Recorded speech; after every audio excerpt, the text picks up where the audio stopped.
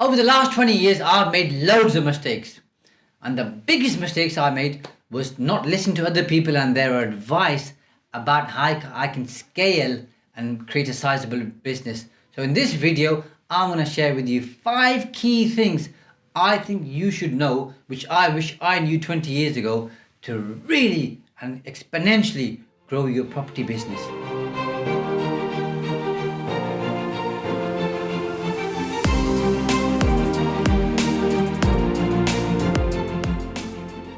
I don't know about you, but there are so many things I wish I knew when I started in business, best part of 20 years ago. But obviously, if you know everything before you start, then the journey probably isn't as interesting and exciting and as challenging as you may think or you may want it to be, because obviously everything that becomes a challenge or an issue or a concern or a calamity or a frustration is good for learning and developing. But nevertheless, there are people out there who are just starting in property or are very new to property, and I think there's certain things that you ought to know and believe, by the way, because when I started out and as I was progressing on my journey, certain things people were telling me and the penny didn't drop, it didn't make sense, or it made sense and I still didn't do it because I didn't believe it. And over the years now, I've come to the realization that when somebody tells me something, as long as they've got credibility and there's some currency between us in terms of relationship, and I think they've got a good reputation, they know what they're talking about, I'm more likely to listen to them, knowing that they have basically earned their stripes and are telling me from experience. So today I want to share with you 5 things I wish I knew when I started out, and had I believed them at the time, I think they would have been a real game changer for me. So number 1, OPM, other people's money, better known as NMD, which is no money down. So contrary to the general belief that you need lots of money to get into property or you need money in order to invest in property, is incorrect, false, and not true. And I say this on 2 levels. One is having done it myself a number of times, and secondly, having seen so many more people do it so many more times than I have and I probably ever will do, because obviously collectively, if I, let's say, spoken to 300 people who've done no money down twice each, that's 600 NMD deals. There ain't no way I'm going to be doing 600 NMD deals in the next 20 or 30 years, because I've got other stuff to do too, apart from obviously doing property. But that is for another day. But no money down was an absolute game changer for me, because it did a number of things, but the big one was saved money for me. So when I say saved, I mean I had no extra, and the way I ended up, by the way, on no money down was I'd utilized all of my cash on particular deals. More deals were coming my way, and I said, these are really good deals, I ought to be investing in them, but I've got no money, so how do I make it work? 3 years ago, that person over there mentioned no money down. I was a little bit cautious. I'm an accountant, you'd expect me to be very much cautious, in fact, but let me give it a go. So that's how I kind of ended up actually doing no money down. It was a situation and the circumstance, plus something which I'd learned a few years ago, which I thought I'd test and implement. So if it didn't work, at least I could say, I tried it, Mr. So-and-so. You told me 3 years ago this would work. Hasn't worked. What am I doing wrong? Or does it actually work? One or the other. So I had a strain on my financial resource or cash, started investing elsewhere. That was one thing. The second thing was doing no money down enabled me to create my own network of investors, which helped a lot. But the kind of big one for me was I could do more than one deal at any one time, and that was the game changer, because previously I was doing one deal, making that happen, that finishes, then looking for the next one, that takes 3 or 4 or 5 or 6 months, then starting on that. The whole kind of cycle could be 2.5 years before I do another deal, and this doing multiple deals at any one time together, even though I'm not starting them together, but I've got them all lined up, ready to go at the speed and pace that I want to do them, was fantastic. And the big one, again, alongside multiple, was kind of scale and size. So you might think scale means multiple, kind of does, but it doesn't. Scale means I was able to grow my business quicker. Size means the size of the deal that I was doing. So rather than doing a small flip, when I've only done, I think, one flip ever in my life. Other than that, if I was doing kind of single lets or buy-to-let deals, and then looking at small commercial conversions or small new builds, I then made a big jump. So if you look at the videos on Bicker, 49 new houses being built. The one prior to that, 5 houses, but they're in houses, two 2-bedroom houses and 3 2-bedroom apartments. So 5 units, new builds, and jump from there to 49. That's a big jump. Most people aren't going to take that kind of a jump, but that's a tip for a bit later on. So using other people's money enabled me to do this and much more. So if you haven't got any money and you want to get into property, look at no money down and find people who have money out there who know, like, and trust you, and you've got some expertise either in the property sector or something else that they don't have, and you can work with them to make it happen. That was number 1. Number 2 for me, I put CC, which is commercial conversions. This was an absolute game changer. So having gone on to different type of property courses, I'd always learn stuff, and no matter which course I go on or you go on, I always believe that there's at least one thing we can learn, usually more than one, by the way. But stuff didn't quite excite me until I actually went on a commercial conversion course, and when I just sat there, the kind of penny just dropped, boom, bang. This is phenomenal. This is big money in big chunks, and you don't usually see big money in big chunks anywhere. But this was an absolute total game changer for me. So now I only do 2 things. If you go onto this channel, you'll see the stuff that I share very openly, by the way. One is commercial conversions, and if you look at New England project, London Road, Boston, you'll see the commercial conversions. If you look at Bicker, you'll see the new build, and then the next one that we're doing, which is a post office in Boston, and that's more to come later once we finished Bicker. So that's just a bit of a teaser for you on the next videos I'm going to be sharing on my next project. But commercial conversion absolutely changed the game for me, simply because I soon realized what I could do was buy a commercial property. Let's say and again, I'm just making up the numbers to share an example, for say 500 grand.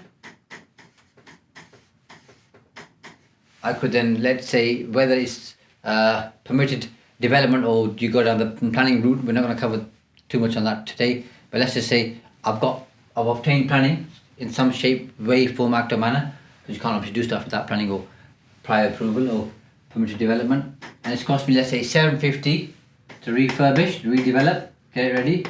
Okay, so here we've got 1.25 million in terms of the cost.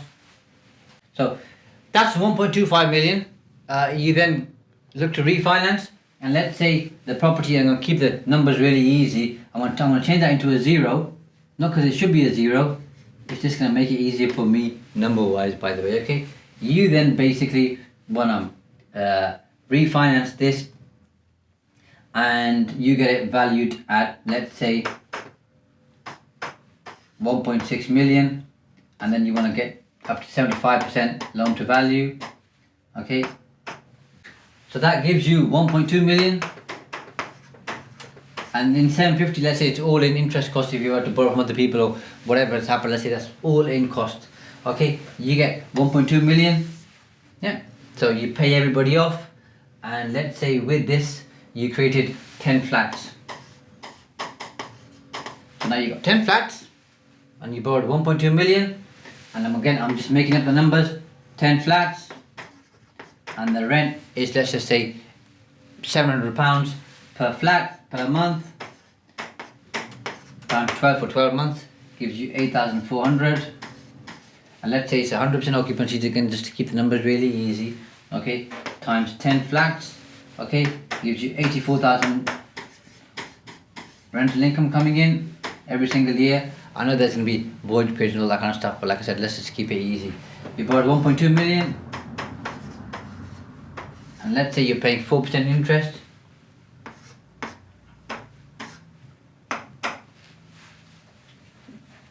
Which gives you £48,000. So you've got a good buffer of 36,000 left over.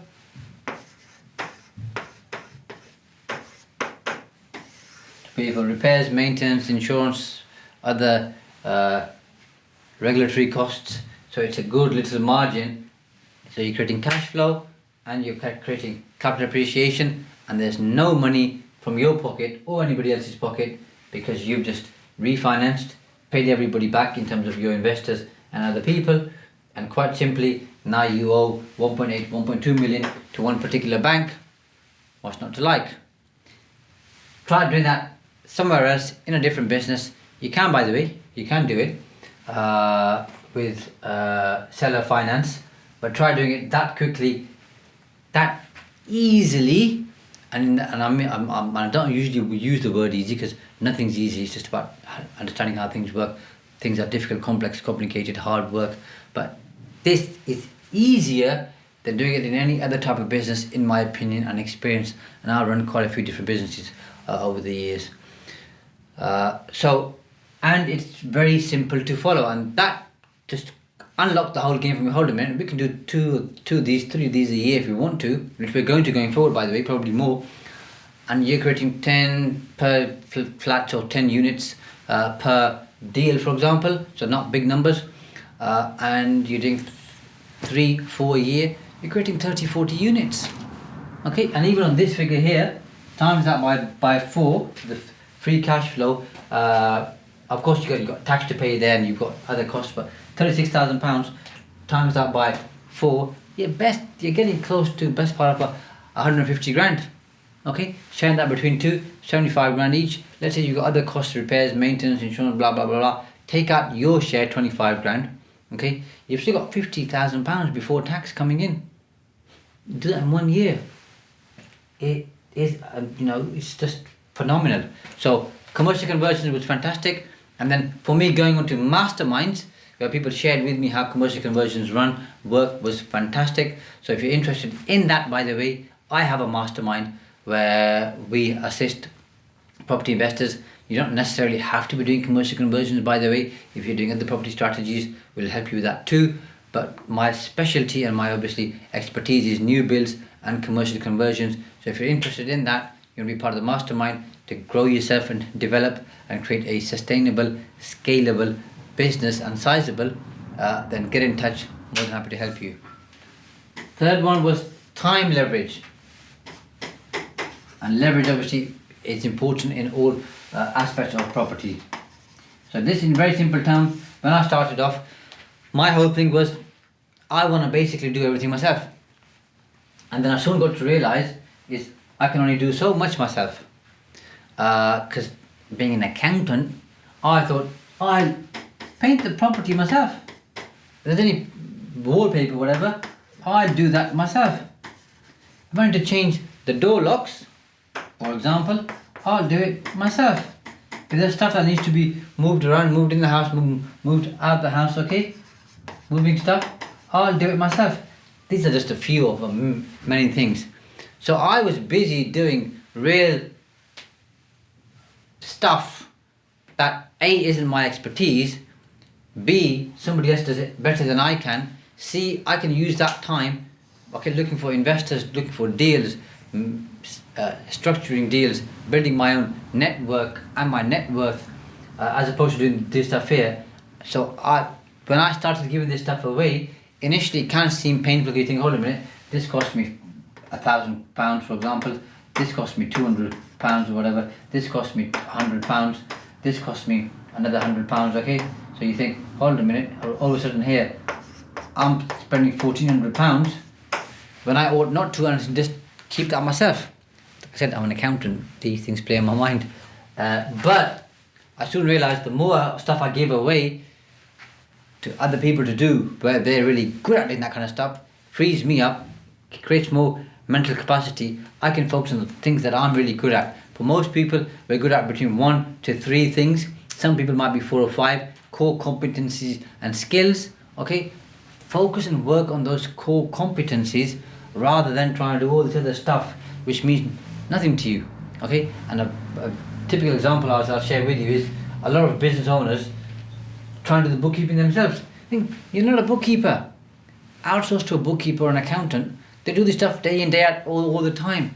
They know something's vatable, something isn't vatable, which nominal code it goes to, how to reconcile stuff, how to do control accounts, all that kind of boring stuff nobody else likes apart from bookkeepers and accountants.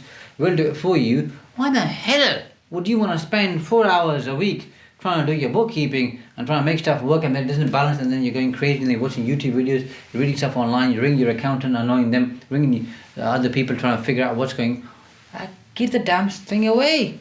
Do what you're really good at. It's going to be better for you. Number 4, network. And this basically and very simply isn't just about networking. This is people who you rely on. And again, I can give you a whole list of power team members, this, all that kind of stuff. I'm not going to do that. 4 people I think are going to be real game changers for you. They were for me, but 3 were for me. But the 4th one is me to you, by the way. And you'll see what I mean in a moment. Number 1 for me, deal sources. Game changer. Simply because I was out there looking for deals, talking to agents here, there, whatever else. Doing all the heavy lifting. It's really hard work, I think. And if I've got an easy route, and I've got a hard route or difficult route, I'll be honest with you, I want to go for the easy route all day long because it makes more sense. So as I started finding good deal sources, and you need 1 or 2 of them, by the way, one will do the job. The deals came to me, saved me 5, 6, 8 hours a week for talking to agents trying to find deals. By the way, 1 or 2 of those agents kind of became deal sources for me, because when deals came to them, they'd look at them. If they fit my criteria, they'd send them over to me, so that I kind of see them as deal sources too in my own world. So that works well. Secondly, a finance broker. Extremely important. Been a lifesaver for me many times. When deals haven't added up, they've found ways to make them add up for me. They've assisted, supported me both in funding the purchase, the refurb, redevelopment on the exit, or when I'm doing refinancing to pay off all the investors, brokers. Have been extremely important. So I can't stress to you how important it is to have a really good broker. Third one, which is me, by the way, accountant. Extremely important. You have an accountant who specializes in property. I can't emphasize that enough. And this isn't a plug for me, by the way. Use anybody else out there. There's some fantastic accountants who specialize in property. Use one of them. They'll give you a lot of advice. They see stuff all the time about different reliefs, allowances, exemptions, how to structure your business. Look at IHT, look at capital gains tax, look at income tax, look at corporation tax, all the other important stuff that you need to know about. If you work with a specialist property tax accountant, they'll help you with that and they'll keep you compliant. So that it's important. And for me, the third one for me, or 4th one for you would be a lawyer or solicitor.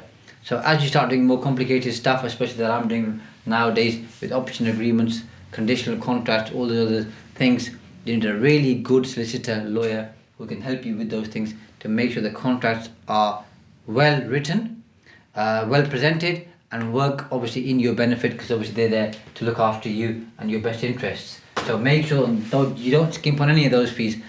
I'm not going to name drop the kind of lawyers that I use, but I can tell you that they're not cheap and they're really good, worth every single penny. Same goes for the brokers. I don't negotiate what they want to charge. Get the job done, because I know the value comes in the deals they're going to find me and how they're going to make deals work for me. Same for the deal sources and same for the accountant. Sometimes people say, oh, the accountant charges £1,200 a year, whatever. Oh, there's somebody charging $800. But the $1,200 guy or girl is a specialist property tax accountant. It's got lots of property expertise, is a property investor themselves, and has lots of property clients. Why the hell do you want to go over there and pay £800 to somebody who's a generalist or who specialises in some other industry just to save £400? It's the wrong type of thinking. And you're not the type of guy who's going to be able to do those big deals, because you haven't got the right mindset, in my opinion. You might disagree. If you do, by the way, fantastic. Comments below. Let me know why you disagree and we can have a conversation, because I'm not always right and neither are you, but if we talk amongst us, we can maybe find some middle ground. Number 5, which is what McDonald's are very good at, which is quite simply go large or go big. So I shared with you at the start of the video, new builds 5 units from 5 to 49. That is one heck of a jump, by the way. Okay, same with commercial conversions. The first commercial conversion I ever did, okay, was at, I can't remember now, I think something like 5 units. From 5 units we jumped all the way to 21 units, then came down to 12, then we went back to 21 again. So it just kind of grows. You can see these are big numbers, okay, but they're not that big. What I learned from this process quite simply was, whether it's a big deal or a small deal, in a roundabout way, the effort is similar. The time can be similar. Of course, if you're building 500 houses and you're doing building 10 houses, obviously it's going to take you more time to build 500 houses, but it ain't going to take you that many more times. Okay, so if let's say you're building 5 houses and you're building 50 houses, it ain't going to take you 10 times longer to build 50 houses. It might take you twice as long, maybe 3 times as long. Bigger 49 houses, we're doing it in 15 months. Initially we thought 14 has now become 15. 15 might become 16, by the way, but in the closing video I'll share with you exactly how long it's taken us. But even if it's 16 months, if you're building 5 houses, it'll probably take you 16 months anyway. So I hope that makes sense. So effort, time, then obviously net profitability, margin, okay, and then economies of scale. I'll just put econ of scale.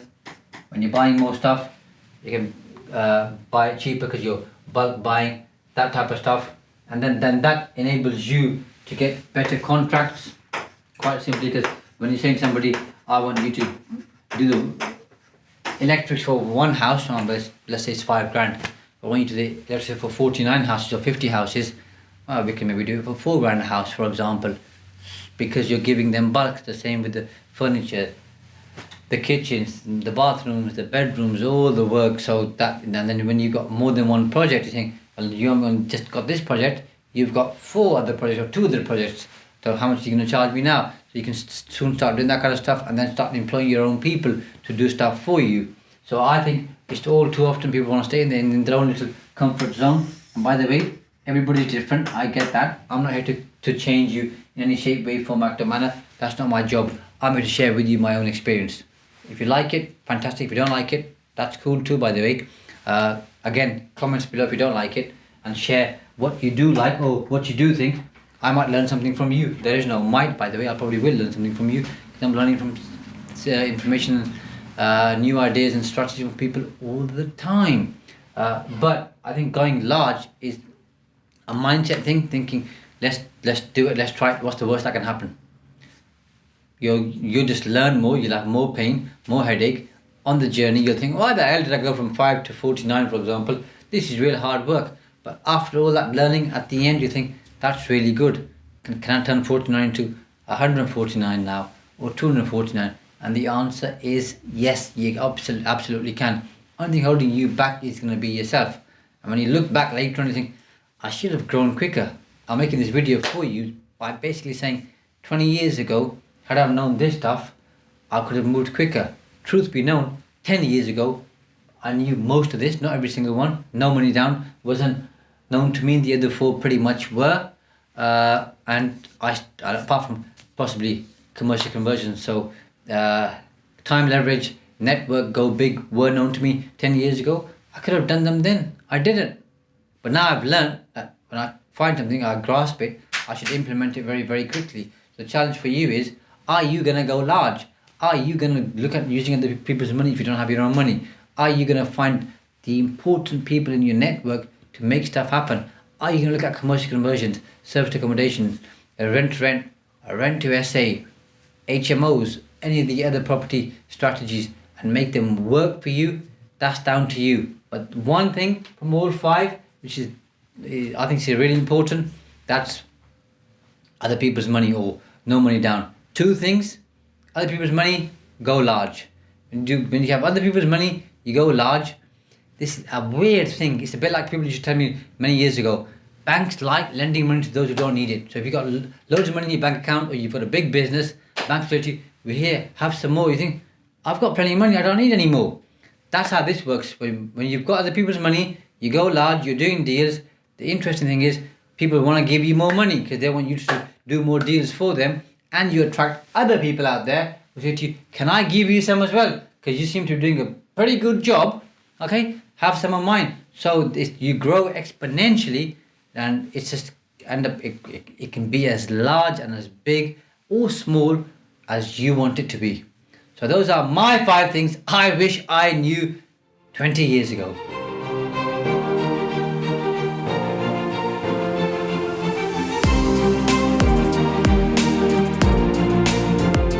Thanks for watching, and I hope you enjoyed this video. If you have, by the way, make sure you click like, subscribe and post a comment because that tells me that you're engaging and you're finding the content useful. And if you like this video, make sure you check out this video here because it's the next stage in terms of your learning and development.